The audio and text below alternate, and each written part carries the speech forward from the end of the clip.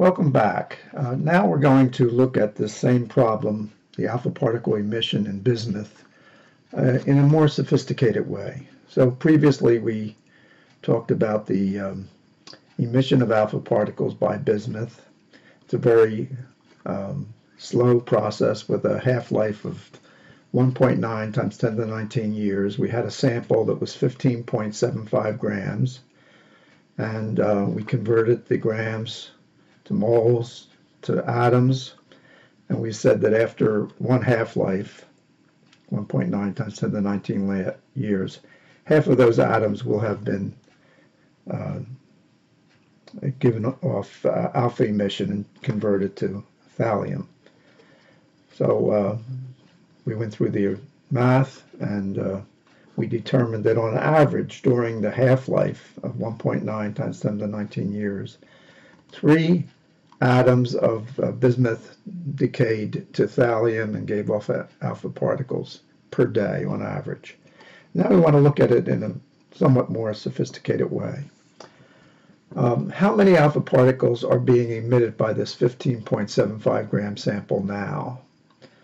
In order to do this, let's assume that the radioactive decay follows first order kinetics. That's true of all radioactive processes.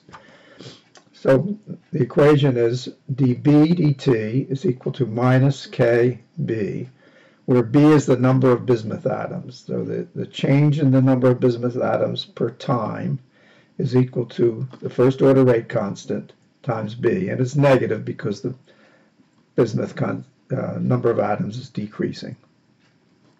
Sometimes we could put the negative sign before the dB dt. That's the way we'll do it, actually. All right, so K is the first order rate constant. Rearranging the equation, we get the K equation 1.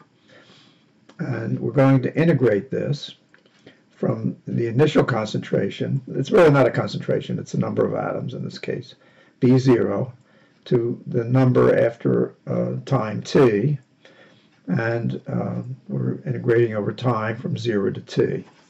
Now dB over B integrated is the log B, and it would be the log B over B0, but with the minus sign, it's log B0 over B is equal to KT, all right? So the reason we want to get this log form is we want to be able to find out what K is from the half-life. So to obtain K from the half-life, let's see, what do I do here? Let's set B equal to B0 over 2 and plug into this equation, and T equal to T1 half.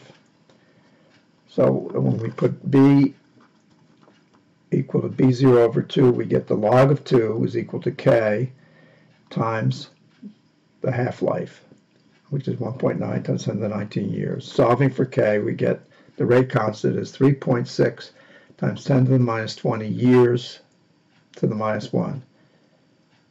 Okay. Now, to obtain the yearly rate of radioactive decay, we substitute into equation 1.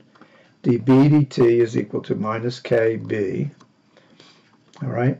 So let's put the minus sign here. This will be a positive quantity because B is decreasing. dB dt negative is equal to the rate constant times the number of atoms that we started with in the 15.75 grams, that many atoms. Plugging in the numbers and multiplying, we get 1,600 atoms per year, and dividing by 365, we get about 4.4 atoms per day. So that sample I showed you at the beginning of the previous video is emitting on average about 4.4 atoms per day. Now, as time goes on, the rate of emission is going to decrease. It's very slowly decreased, but the number of bismuth atoms is decreasing with time. So let's ask the question, how many atoms will decay per day after one half-life? Well, after one half-life, we're only going to have half as many atoms. So dB dt will equal minus 3.6 times 10 to the minus 20 per year times this number of atoms, and so dB dt would equal minus 820 atoms per year that are being destroyed due to radioactive decay and changed into alpha particles and thallium atoms. We divide that by 365, we get 2.2 atoms per day. So after a half-life, fewer atoms are going to decay per day because we have fewer atoms to decay. Okay, so I hope that's clear. It's a quick, involves some calculus, and I hope that gives you a little more information about this process. So again, bismuth is not very radioactive. It's only very slightly radioactive, but it does give off some radioactive emission of alpha particles, but not much. And of course, it's safe, and giving off that a little bit is not very much of a hazard. So thank you for your attention. I'll see you next time.